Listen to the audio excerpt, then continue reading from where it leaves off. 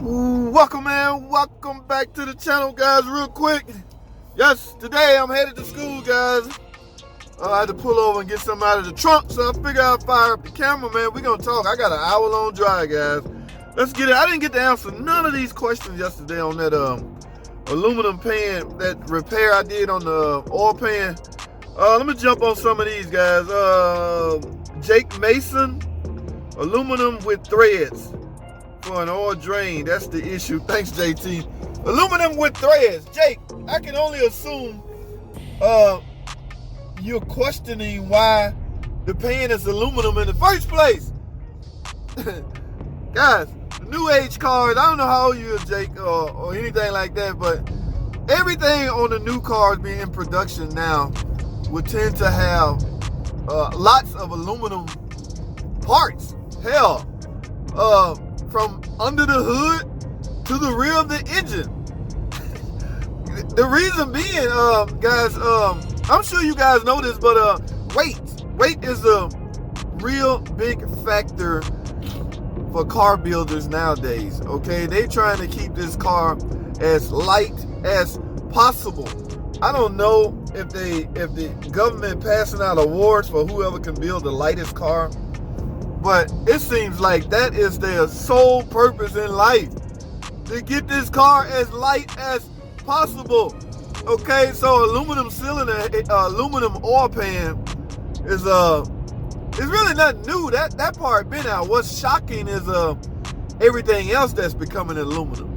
Okay, now with the invention of aluminum engine parts, we talking about engines, cylinder heads.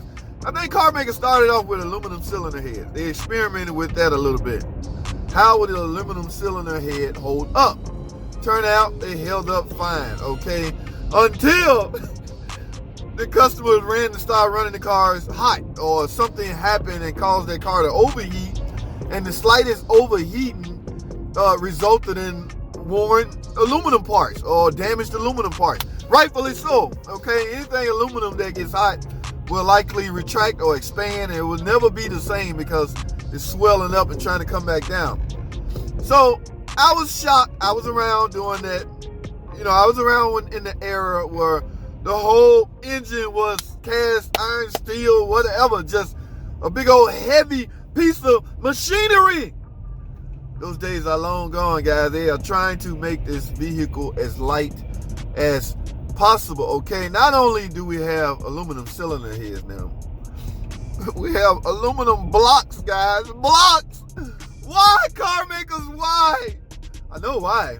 It's just that, oh my goodness. I think some of the engines in even the FCA vehicles, the Chrysler, the 3.6, for example, I think it's an all aluminum engine. Now, things inside of the engine gonna be cast iron or steel, such as the crankshaft and things like that, but the surrounding, that's why when you go to the scrap yard, I was explaining some of this when I went to the scrap yard. I took an engine out. I was like, I need to set this over here in the aluminum section because it's an all aluminum engine. They was doing it at first before somebody hipped them to the fact that they had some steel inside. So it's a certain category that stuff go in now because of that. All right, so they was actually giving money away from an aluminum standpoint when everything in it wasn't aluminum. But my point is, the goal behind all of this aluminum is to make the vehicle lighter, guys.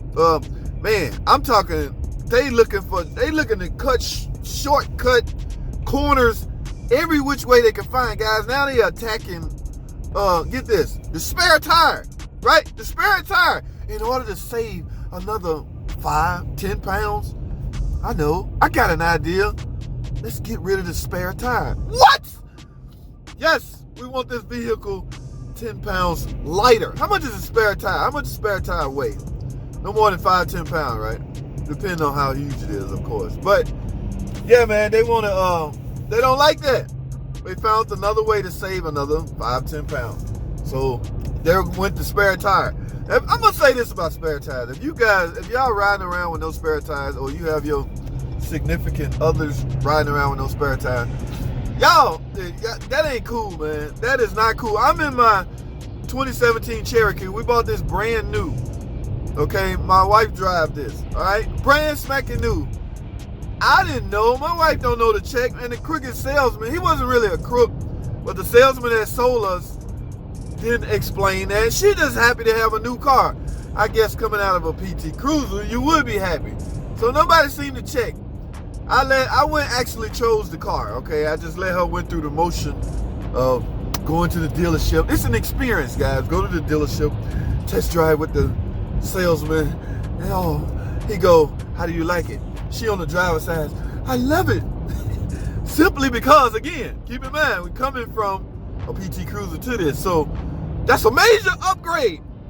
But my point is, nobody bothered to check that. And that guy, that salesman didn't tell me because he know how I feel about mechanical things. All right?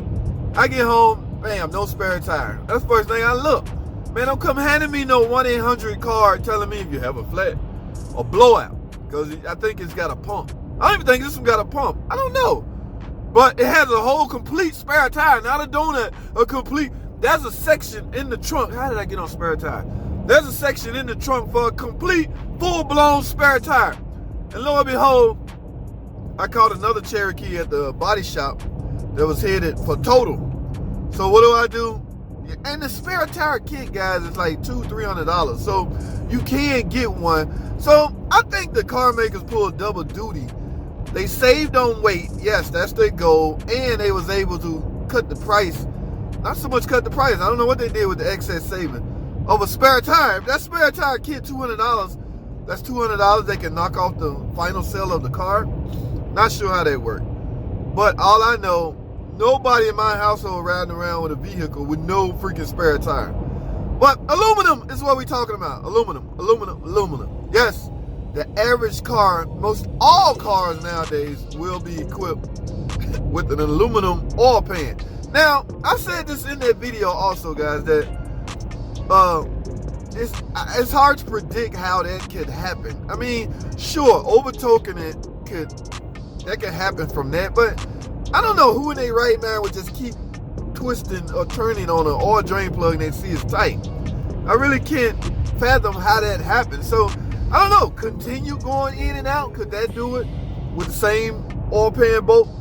I don't know what could cause an oil pan threads to strip and will not hold the bolt anymore.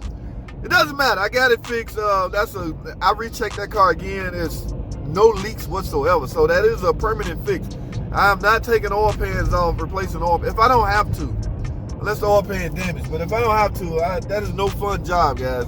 Especially on that, what was that, a Charger? Y'all know the rack and pinion had to come out. And it's just no fun. So I'm not interested in that. If I can go buy a $5 bolt. And Jack's Journal, Jack asked me who paid for the bolt. I did.